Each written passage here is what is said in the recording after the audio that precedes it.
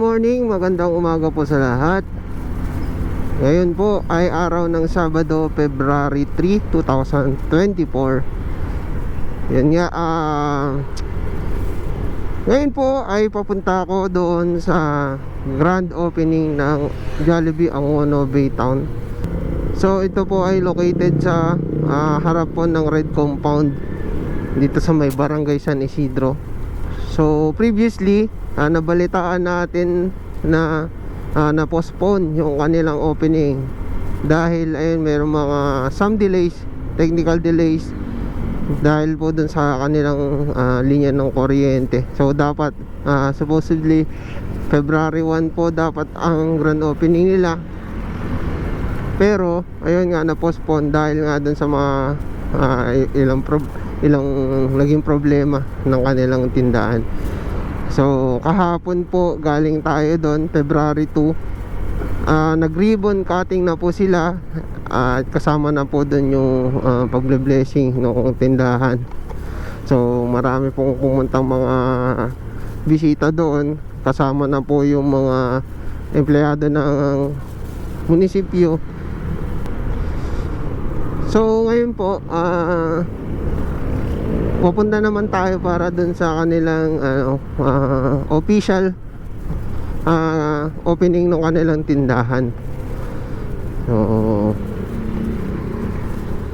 shoutout muna po natin yung mga bossing natin dito sa tindahan ni Kim Jo. Ayan, yung masisipag na butcher natin, shoutout natin yung mga yan. So mga alas 2 pa lang gising na tong mga bossing natin. So mamaya ayan. Sa mga gustong bumili ng fresh meat dito, dumaan lang kayo sa tindahan ni Kim Jo. Mag-aral ng butcher. Ayan, nag-accept din po siya ng mga estudyante dito papunta ng abroad. So ayan, diretso na tayo. So gaano ba nakaka-apekto yung daloy ng trapiko dito sa bahagi ng Angono, kung saan po bubuksan po yung bagong tindahan ng Jollibee. So mga nakaraang araw napansin ko po na yun nga, bumigat din yung daloy ng trapiko dito, pero hindi dahil sa bagong bukas na Jollibee. So hindi pa naman binubuksan mga nakaraang araw, mabigat na talaga ang daloy ng trapiko dito, lalo na po sa mga oras ng mga rush hour, kagaya ng mga labasan na estudyante. So isa pa pong nakaka-apekto dito, ito pong pagre-rehabilitate ng kalsada ng Taytay papunta ng Manila. So sarado pa rin po itong Baytown Road, kaya halos lahat ng mga pampasaherong sasakyan at mga motorista ay dito po sa ML Quezon dumadaan. So ngayong umaga wala pa namang gaanong traffic. So may mga may nagkakaroon lang ng traffic dahil dun sa stoplight. So ayan, good morning. Ayan, nag-i-start na po yung maya maya bubuksan na po yan. So mamaya try natin mag drive thru. So kasi bumili ako ng ticket coupon at makaka-redeem ako dito ng isang Jollibee tumbler. So di ko po alam kung open na tong drive thru nila dito.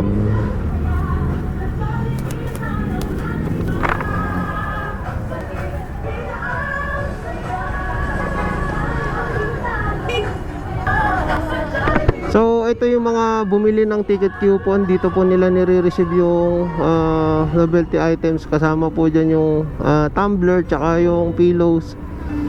So meron na din pong mga nagwo-walk-in dun sa loob. So tayo naman, itratry natin tong drive-thru. So tatanungin muna natin kung pwede nang bumili. Ayan.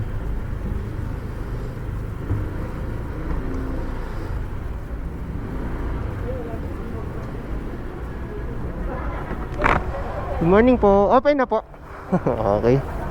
So yung mga bumili ng ticket coupon dun lang sa harap pwede redeem. Yung bumili ng ticket coupon dito lang, dun lang sa harap pwedeng i-redeem. Oh, okay.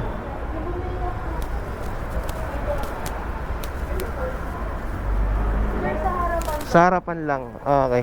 Sige, pabili na lang ako ng ng isang chicken burger. May chicken burger na ba kayo? Chicken burger.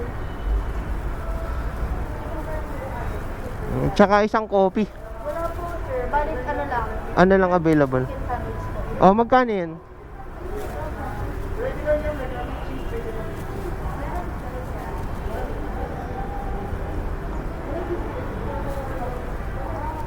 Wala pa kayong crispy chicken burger. Ano na lang, regular yum tsaka isang coffee.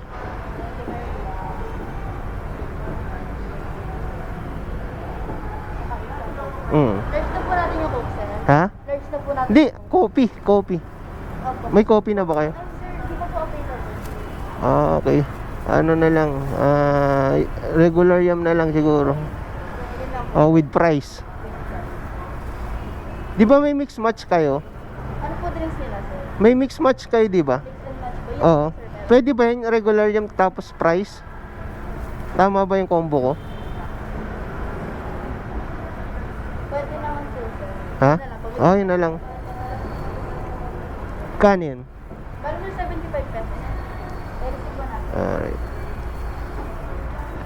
So, ayun, bali lang, trinay lang po natin yung drive-thru nila. So, bumili tayo ng isang mix and match. Okay, salamat. So, bali, meron na po kasi tayong ticket coupon. So, i-redeem natin. Kaso dun pa sa harapan. So, ayun, sa mga gustong mag-dine in dito, ay malaki po yung kanilang parking space dito sa kanilang tindahan. So, ayun, pwede po kayo dito mag-park. So, mga kotse, open na open pa po dito yung kanilang malaking parking space. So, mamaya punta tayo doon sa harap para i-redeem natin yung ating Jollibee tumbler.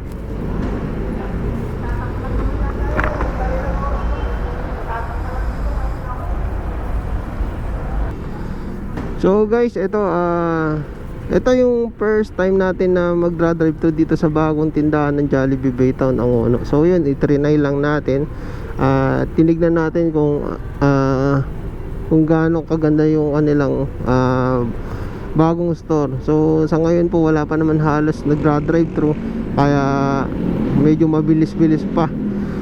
So kagandahan po kasi nitong drive-thru na to, yung dalawa po kasi Jollibee store dito sa Angono, isa po dun sa Bayan tsaka isa dun sa Jollibee SM Angono, ay wala po silang drive-thru. So ito po, kagandahan po ng may drive-thru po kasi mas mabilis po siya kumpara dun sa mga queuing. So sa Jollibee Bayan po kasi meron po silang queuing. Bago ka makabili ng pagkain is dadaan ka muna po dun sa kanilang parang ano yan, tawag doon, kiosk. So pipila ka doon. After mo mag-kiosk, pipila ka uli sa cashier. After mo magbayad sa cashier, pipila ka uli para i-dispatch yung pagkain. So thank you. O, napaka haba ng proseso pagka doon sa mga tindahan na yun. Sa SM Angono naman hindi sila nakakiyos, pero ayun, madaming tao dahil mall. So itong Jollibee Baytown Angono ay swak na swak para sa ating mga kagayang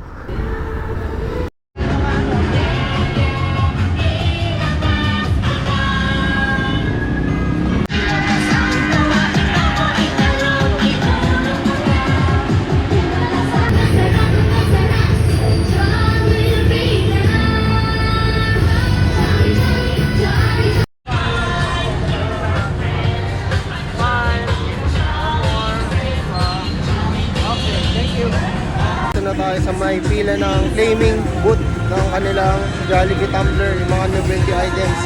So ayun, madami na po nakapila ngayong umaga.